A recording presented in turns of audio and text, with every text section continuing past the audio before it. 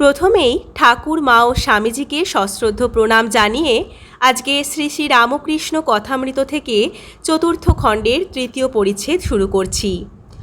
অসংশয়ং মহাবাহ মনোদুর্নিগ্রহম চলম অভ্যাসেন তু কৌন্তেয় বৈরাগ্যেন চ গৃচ্ছতে।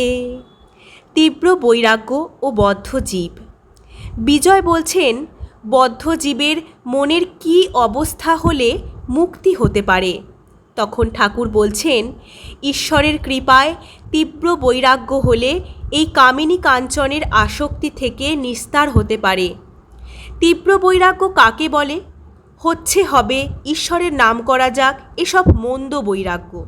যার তীব্র বৈরাগ্য, তার প্রাণ ভগবানের জন্য ব্যাকুল। মার পান যেমন পেটের ছেলের জন্য ব্যাকুল, যার তীব্র বৈরাগ্য সে ভগবান ভিন্ন আর কিছু চায় না। সংসারকে পাতকুয়া দেখে, তার মনে হয় বুঝি ডুবে গেলুম। আত্মীয়দের কালসাপ দেখে, তাদের কাছ থেকে পালাতে ইচ্ছে হয়, আর পালায়ও।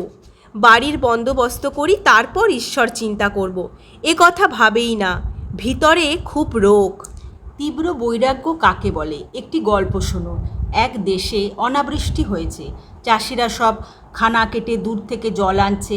একজন চাষার খুব রোগ আছে।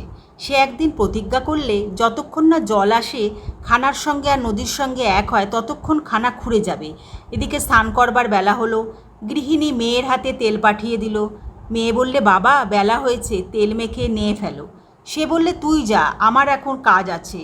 বেলা 2 প্রহর 1টা হলো, তখনও চাষা মাঠে কাজ করছে, স্নান করার নামটি নাই। তখন স্ত্রী যখন মাঠে এসে বললে, এখনও নাও নাই কেন? ভাত জুড়িয়ে গেল, তোমার যে সবই বাড়াবাড়ি, না হয় কাল করবে, কি খেয়ে দেয়েই করবে।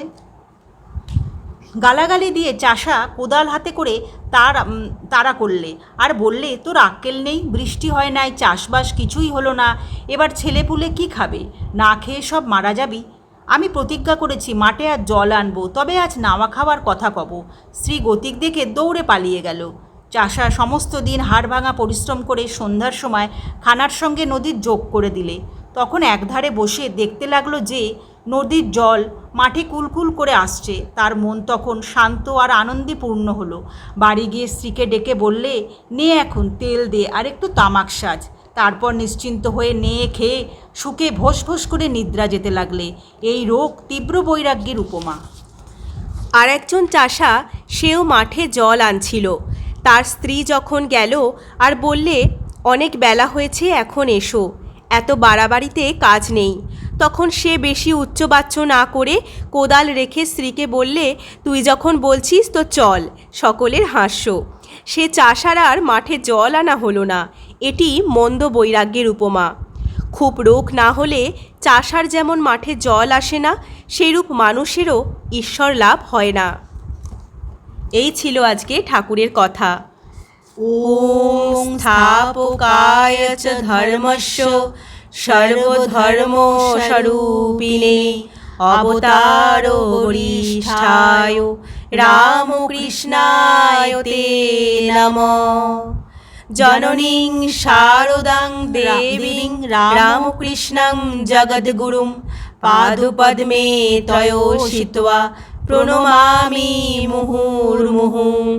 নমো শ্রী জ্যোতিরাজায় বিবেকানন্দ সুরয়ে সচ্চিদ সুখ স্বরূপায় স্বামিনে তাপহারিণে।